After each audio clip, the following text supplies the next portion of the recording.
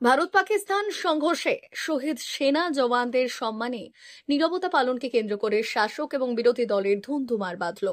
অভিযোগ দায়ের হলো পাঁশকুড়া থানায়। পাঁশকুড়া থানার মাইশোরা গ্রাম পঞ্চায়েতের গোপাল হাজরা গ্রামে শাসক বিরোধী দুপক্ষের মারামারিতে আহত হয়েছেন 6 জন। ভাঙচুর হয়েছে একাধিক বাড়ি। পরিস্থিতি নিয়ন্ত্রণে আনতে এলাকায় মোতায়েন করা হয়েছে পুলিশ। অভিযোগ দায়ের হয়েছে পাঁশকুড়া থানায়। পাঁশকুড়া থানার মাইশোরা গ্রাম পঞ্চায়েত বিজেপি পরিচালিত। গোপাল হাজরা গ্রামে শীতলা পুজো শুরু হয়। গত রবিবার রাতে পুজো শেষ হওয়ার পর বিনয় দলুই নামের এক যুবক মাইকে ঘোষণা করেন ভারত পাকিস্তানের যুদ্ধে নিহত জওয়ানদের স্মৃতির উদ্দেশ্যে 1 মিনিট নীরবতা পালন করা হবে। সেই সঙ্গে কাশ্মীরে জঙ্গি হামলায় নিহত পর্যটকদের স্মৃতিতে শ্রদ্ধা জ্ঞাপন করা হবে। গ্রামবাসীদের অনেকেই তাতে সমর্থন জানান, কিন্তু গ্রামীণ পুজো শহীদদের উদ্দেশ্যে শ্রদ্ধা নিবেদন হবে কেন? প্রশ্ন তুলে বেঁকে বসলেন বেশ কিছু তৃণমূল সমর্থক ও নেতা। গ্রামের পুজোয় রাজনীতি ঢোকানো যাবে না বলেও তারা দাবি করতে থাকেন। এই নিয়ে হঠাৎই পরস্পর মারমুখী হয়ে পড়েন তারা। গ্রাম কমিটির এক সদস্য জানান, ওই তৃণমূল সমর্থকেরা শ্রদ্ধা জ্ঞাপনে বাধা দেয় এবং 6-7 জনের গ্রুপ করে সশস্ত্রভাবে বেশ কিছু গ্রামবাসী এমনকি মহিলাদের ওপরেও আক্রমণ করা হয়। তবে তৃণমূলের দাবি, গ্রামের পুজোয় কেন শহীদ স্মরণ করা হবে? প্রধানমন্ত্রী বা মুখ্যমন্ত্রী কারোর নির্দেশ ছিল না, তাও বিজেপি কেন নীরবতা পালন করবে? এই নিয়ে প্রশ্ন তুলে তারা পাল্টা অভিযোগ তোলেন। তারা বাধা দেওয়ায় তাদের উপরে চড়া হয় বিজেপি কর্মী সমর্থকেরা। এমনকি অভিযোগ, ঘরবাড়িও ভাঙচুর করা হয় তাদের। ঘটনায় বেশ উত্তেজনা ছড়ায়। কালকে গোপাল হাজরা গ্রামে শীতলা পূজা হয়েছিল। গ্রামে একটা দ্বন্দ্ব হয়েছিল। সে আপনাদের বাড়িতে যে হামলা হয়েছে, আপনারা অভিযোগ করেছে, কি কারণে এই হামলা হয়েছে বলুন। সেখানে গন্ডগোল হয়েছিল, আমরা কেউ জানি না। আমাদের বাড়িতে কেউ থাকে না, বাড়িতে শ্বশুর শাশুড়ি আর আমি থাকি, আর মেজো সবাই বাইরে থাকে। ওরা তো বাড়িতে এসেছে, সব চৈত্র মাসে পুজোতে এসেছে। তাহলে ওরা সবাই বাঁধেই ছিল, গন্ডগোল হচ্ছে বলে সব বাঁধেই ছিল।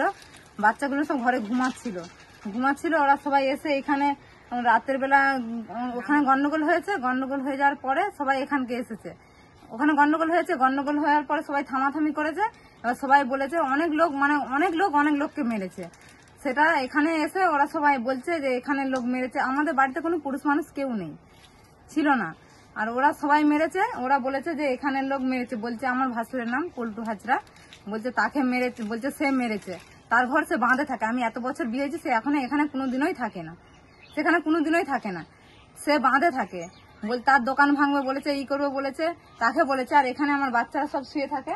এখানে আমরা থাকি, আমার শ্বশুর শাশুড়ি আমরা থাকি। ওই রুমটাই আমরা শুয়েছিলাম, আমার ছেলে মেয়ে শুয়েছিল। আমি যা ওদের শব্দ পেয়েছি, আমরা ঘরটা ঢুকতে গেছি, আমার শাশুড়ি মেয়ে রান্না করেছিল। এখানে রান্না করছে আমার শাশুড়ি মা, এখানে আমার ভাসুরের মেয়েটা বসেছিল, আমি ওখানটায় দাঁড়িয়েছিলাম। যা কথা বলছে সব, ওরা সব বলছে এখানে হাজরাপাড়ায় হামলা হবে, গ্রামবাসী সব এক হোক, ওরা এরকম বলছে। আমার মেজোজার কাছে আমি ঘরে চাবি আনতে গেছিলাম, ওদের ঘরটায় চাবি ছিল, সে আনতে গিয়ে এবার ওখান থেকে আনতে গিয়ে যা ওরকম বলেছে, আমি বলছি বাচ্চাগুলো শুয়ে আছে, আকপাক করে ঘরকে চলে আসি। এখানে আমার শাশুড়ি মা রান্না করেছিল, ভাত রান্না করেছিল, সব গানের দল খাবে বলে ওদের সব সবজি হয়ে গেছে আগে, মানে গানের দলাই রান্না করেছে। রান্না করে আমার দিকে বলেছে তোমরা ভাতটা রান্না করো, আমি যাচ্ছি বলে সে গেছে, সেখানে গিয়েছে। আর ওরা আকপাক করে ওরা যা ছুটে আসছে, বাচ্চাগুলো সব শুয়ে আছে সেইখানে। আমার শাশুড়ি মা উঠতে পারে না, এখান দিয়ে ওদের দিকে ধরে সব মারধর করেছে। এখানে আমার শাশুড়ি মাকে মেরেছে, আমার ভাসুরের মেয়েকে মেরেছে। ওর চেন ছিল, ওর কানে টানে ছিল, সব ছিঁড়ে দিয়েছে। আর আমি বাচ্চাগুলো যা চিৎকার করছে জোর, মানে প্রচুর সবাই তো একসাথে এসেছে, অনেক ছেলে মেয়ে, দুটো মেয়ে, 2-3টা মেয়ে, সব ছেলে টেলে করে এসেছে। যা এসেছে আমি এবার বাচ্চাগুলো এবার ঘরে যা চিৎকার করছে, এরকম বড় বড় বোল্ডার ইট জানলা ভেঙে দিয়েছে, এখানে কোড়া টোড়া সব ভেঙে দিয়েছে, এইসব সব ফেলে দিয়েছিল, ওদিকে সব ফেলে দিয়েছিল, মানে ভাতের হাঁড়ি সব ছড়িয়ে দিয়েছিল। সবজিটা ওরাই রান্না করেছিল, আগে রেখে দিয়েছিল, লাস্টে ভাত বসিয়ে দিয়ে ওরা গিয়েছিল। কারা হামলা করেছে? বিজেপির লোক হামলা করেছে, দিয়ে সব এরকম হামলা করেছে। এখানে এসে সব মারধর করতেছে ওদের দিকে। বাচ্চাগুলো কাঁদছে, চিৎকার করছে, সব বাচ্চাগুলো যত সব চিৎকার করছে। আমি যা ঘরকে ঢুকেছি, ও আমাকে ছাড়েনি, চিৎকার করছে। ওরা ভাই বোনে আমাকে ওইখানটা তারটা যা ছিঁড়ে দিয়েছে। আমি এবার যা এখানে ল্যাম্প লিপে গেছে, ওখান থেকে আমি এবার ঘরকে ছুটে গিয়ে দেখি ঘরে তার ছিঁড়ে গেছে। ওই ছেলের মেয়েটা আর আমার ভাসুরের ছেলের মেয়েটা প্রথমে শুয়েছিল, তারপর সে উঠে এসছে।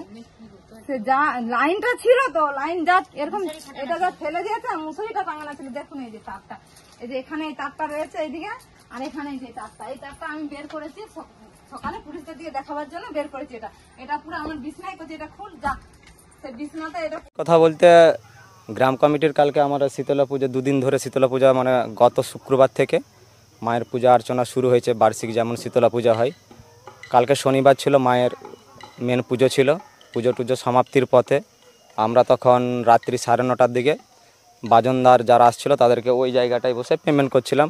গ্রাম কমিটি ছিল, পূজা কমিটি ছিল, গ্রামবাসী ছিল।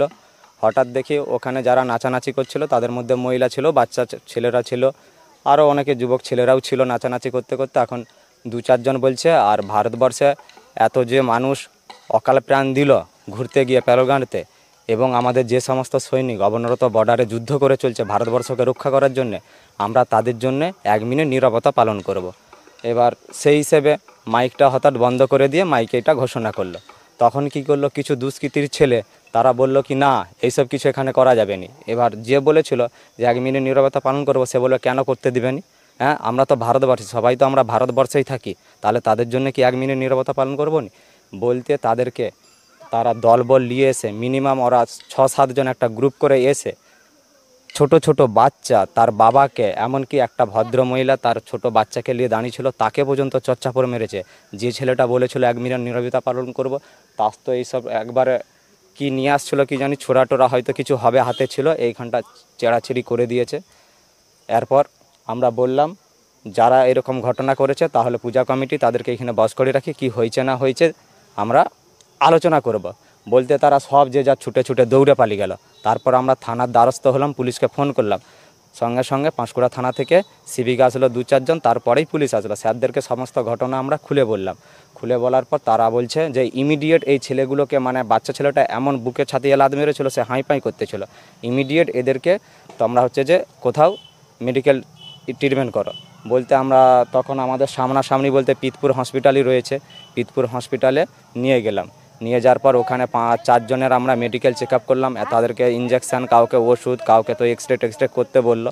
বলার হ্যাঁ স্যার, ওই যে ঘটনাটা তখন আমরা 11:30-12টা হচ্ছে আমরা তখন পিতপুর হসপিটালে করার জন্য স্যাররা এখানে রয়েছেন, স্যারদের দিকে একটা রিকোয়েস্ট করে গেলাম যে স্যার ওদের ভয়ে আমরা হচ্ছে বিসর্জন করতে পারছি না, আপনারা দাঁড়িয়ে থেকে অন্তত মায়ের বিসর্জনটা দিয়ে দিন। পুলিশ প্রোটেকশান থেকে মায়ের বিসর্জনের জন্য সমস্ত যদি এখানে ওদের বাড়িতে কে ভাঙচুর করতে গেল, ওরা নিজেরা, এমনকি যারা দেখেছে, লালু হাজরা বলে একজন, সে যে দেখেছে সে বলছে আমি সাক্ষীও দেবো, নিজে ভাতের হাঁড়িটা ভিতর থেকে বের করে আনলো, রাস্তায় ছুঁড়ে ফেলে দিল। আর যেটা বলছেন যে ঘর ভাঙি, ওই রাস্তার সাইডে 2 খুঁটি দিয়ে, খুঁটি বলতে বাঁশের খুঁটি ছিল, আর তিরপলে ছাউনি দিয়ে একটা, ওটাকে ঘর বলে, নিজেরাই তো উল্টিয়ে রাস্তার উপরে রেখে দিল। বলো দেখিন, একটা ক্যামেরা করে দেখাক দেখিন যে এই ছেলেগুলো গেলো, কেউ একটা বলুক দেখি, কারণ পুলিশ তো নিজে ছিল সেখানে। গ্রাম কমিটি কি বিজেপির দখলে, মানে গ্রাম কমিটির যারা দায়িত্ব রয়েছে তারা কি বিজেপি সমর্থক? না, এরকম কোনো নয় তো। গ্রাম কমিটি কোনো দিন কোনো পার্টি চালায় নাকি? গ্রাম কমিটি প্রত্যেকটা পাড়া থেকে 2-4 জন করে নিতে হয়। গ্রাম কমিটি আমাদের এইখানে 9-10টা পাড়া রয়েছে, তাহলে কি বলতে চান ওই মানে একটা পাড়া থেকেই সবাই গ্রাম কমিটি হয়েছে? প্রত্যেকটা পাড়া থেকেই তো বলা হয়েছে মনোনীত তোমাদের পাড়া থেকে কারা থাকবে। তার মধ্যে টিএমসিরও লোক আছে, সিপিএমেরও লোক আছে, কেউ বিজেপিও করতে পারে, সেটা তাদের ব্যক্তিগত মতামত। ওনারা অভিযোগ করছে যে যারা ভাঙচুরটা চালিয়েছে মূলত তারা বিজেপির সাথে যুক্ত। তারা বিজেপির সাথে যুক্ত। তাহলে ওনারা যে আসছিল, ওরা কি তাহলে টিএমসির পক্ষ থেকে সবাই মারধর করতে এখানে আসছিল? প্ল্যান করেই আসছিল। আমার নাম সূর্যকান্ত দোলে। কালকে মাইসোরা অঞ্চলের গোপাল হাজরাতে শীতলা পূজা হয়েছিল, এলে 2 পক্ষ গন্ডগোল হয়েছিল, এই বিষয়ে আপনি কি জানেন? অ্যাকচুয়ালি গন্ডগোলটা ছিল 2 পক্ষের, এই যে পাকিস্তান আর ইন্ডিয়ার আর যে যুদ্ধ হয়েছে, তো কিছু সৈনিক হয়তো শহীদ হয়েছে, তার উদ্দেশ্যে ওইখানের গ্রামবাসী 1 মিনিট নীরবতা পালন করেছিল। সেইটাকে কেন্দ্র করে নিয়ে কিছু উগ্রপন্থী যারা পাকিস্তানি সমর্থনী, তারা ওই গন্ডগোলটাকে বিশাল আকার একটা বড়তর আকার ধারণ করায় এবং গ্রামের মানুষকে মারধর করে। আর ওইখানে একটা আমার উপরে একটা অপপ্রচার ছড়িয়েছে। যেহেতু আমি এইখানে এই গ্রামে, মানে এই অঞ্চলের উপপ্রধান, সেই হিসাবে আমাকে ওখান থেকে কল এসেছিল, আমি সেই হিসাবে দেখতে গেছিলাম জাস্ট পরিস্থিতিটা কি হয়ে আছে। তো আমি সেখানে মানে প্রশাসনকে ফোন করলাম, প্রশাসনকে ফোন করার পরে যে সিভিক, ওদেরকে ফোন করলাম, ফোন করার পরেই যে পরিস্থিতিটা কি আছে ওখানের, তো ওনারা বললো যে না আমরা বেরিয়েছি, যাচ্ছি। তখন আমি কিন্তু ওই জায়গায় উপস্থিত হই ওদেরই সঙ্গে। তো ওইখানে যারা ইনজোর হয়েছে ওদেরকে নিয়ে আমরা হসপিটালে গেলাম, হসপিটাল থেকে বাড়ি ফিরলাম। বাড়ি ফিরে এসে শুনলাম যে আমার বিরুদ্ধে একটা অপপ্রচার ছড়িয়েছে, যেটা ওরা নিজেরা মানে বাড়ির থেকে কিছু খাবার বাইরে ছড়িয়ে একটা যে মাইসরা অঞ্চলের উপপ্রধান এসে এই তার নির্দেশে এসব কিছু ঘটেছে। কিন্তু এগুলো আমরা এই সব নোংরা রাজনীতি করিনি। এখনো তৃণমূলের যে এখানে জায়গা নেই সেটা ওরা নিজেরাও এখন বুঝতে পারছি। আমরা যেহেতু এটা পলিটিক্যাল ভাবে কিছু দেখতেও যাইনি, আর সেই সঙ্গে আমরা পলিটিক্যাল কিছু রঙও লাগাতে চাইছিলাম না। আশা করি আপনারা ওইখানে গেলে বুঝতে পারবেন, গ্রামবাসীর কাছ থেকে জানবেন যে কতটা আমরা সহযোগিতা করেছি কিংবা সহযোগিতা হাত বাড়িয়ে দিয়েছি। থানায় কি অভিযোগ করেছে? থানায় অভিযোগ এখনো পর্যন্ত মোটামুটি ওইখানে যারা ইনজুর হয়েছে এখনো পর্যন্ত অভিযোগ হয়তো করেনি, ওরা রিপোর্ট করিয়ে নিয়েছে। রিপোর্ট করানোর পরে ওইখানে আপাতত ওখানে প্রশাসনিক কিছু দায়িত্বপ্রাপ্ত ভারপ্রাপ্ত অধিকারীরা রয়েছেন, অফিসাররা। আপাতত ওইখান থেকে আমি এই মাত্র বাড়ি ফিরলাম। আপনার নাম? আমার নাম তুষার কান্তি দোলাই, মাইসর অঞ্চল উপপ্রধান। বলছি কি বলবেন গতকালকে এই ঘটনা নিয়ে, কি বলবেন? আপনাদের তো একজন কর্মীকে মারধর করা হয়েছিল। এটা নিন্দনীয় ব্যাপার আছে। এটা একটা পুজো চলাকালীন এইভাবে গণ্ডগোল, এটা আমাদের মানে আশেপাশে গ্রামের মধ্যে কোনো জায়গায় হয়নি, এই প্রথম হলো। এগুলো যে পুজো চলাকালীন একটা গণ্ডগোল বা পুজো চলাকালীন একটা পার্টির ব্যাপার, একটা কেক আমাদের এতে কোথায় গণ্ডগোল হয়েছে কী বৃত্তান্ত। আমাদের পুজোতে এইরকমভাবে নীরবতা পালনও হয়নি, বা যদি কোনো নীরবতা পালন হয় আমাদের দলের মানে থাকে, নির্দেশ থাকে, সেইভাবে দলের নির্দেশও নেই। দল বিরোধীর মতন মানে যারা করেছে তারা এইগুলো ভালো জিনিস করেনি। সবচেয়ে বাজে জিনিস হয়েছে আমাদের কর্মী শীতল হায়রার ঘর বাড়ি ভাঙচুর আর বাচ্চা ছেলেকে মারধর, একটা 14 বছরের ছেলেকে মেরেছে। সেইগুলো আমরা নিন্দা জানাই। এইরকম বিজেপির যে যারা করেছে, বিজেপি বললো আমরা শুনলাম, কিন্তু এইগুলো ধিক্কার জানাই যে বিজেপি এইরকম দুষ্কৃতির মতন রাতের অন্ধকারে ঘর বাড়ি বাচ্চাদের মারধর করা, আমরা এটা নিন্দনীয় ভাবছি। বলছি একটা গ্রামের পুজো চলছিল, সেই সময় গ্রামের লোকরাই ঠিক করেছিল যে ঘটনা নিয়ে নীরবতা পালনের জন্য, সেখানে রাজনীতি কেন আসছে? ব্যাপারটা শুনুন, কোথায় আমাদের সেনা মরেছে আমরা নীরবতা পালন করব, কিন্তু আমাদেরকে একটা নির্দেশ দিতে হবে। যদি প্রধানমন্ত্রী বলতো যে আমাদের সেনা মরেছে আমরা সবাই নীরবতা পালন করব, বা এই ডেট একটা কনফার্ম করে যদি করতো, সবাই আমরা আপাম জনসাধারণ বা সবাই মিলে আমরা মিলেমিশে আমরা মিছিল করেছিলাম। যেমন পুলওয়ামা যে ঘটনাটা হয়েছিল, আমরা কোনো পার্টি দেখছিলাম না, সবাই মিলে আমরা একটা বড় জায়গায় মিছিল করেছিলাম। কিন্তু এটা তো নয়, এটা আমাদের পরম্পরা, পুজো চলে। পুজোতে এইরকমভাবে আমরা কেন, অন্য লোকও, মেয়ে মহিলা সবাই বলছে যে এইগুলো এখানে পুজো চলছে, এইরকম কেন হলো, কি কারণে হলো, কি কারণটা কি আমার দিকে বুঝাতে পারছেনি। তারপর একটা গান চলাকালীন গণ্ডগোল হয়েছিল, সেটাও আমরা মিটমাট করে দিয়েছিলাম। আমাদের দলের যারা কর্মী ছিল তারাও ওখানে ছিল, তখন আমরা দল ভেবে না, তখন আমরা সাধারণ মানুষ হিসেবে আমরা সবাই বলছি যে এইভাবে হয়নি। নীরবতা পালনটা কারা নির্দেশটা কারা দিয়েছে? বিজেপির ছেলেরা। কিন্তু তারা তো গ্রাম কমিটির দায়িত্ব রয়েছে। গ্রাম কমিটির দায়িত্ব রয়েছে ঠিকই, গ্রাম কমিটির আমাদেরও যারা তৃণমূল করে তারাও গ্রাম কমিটির দায়িত্ব ছিল।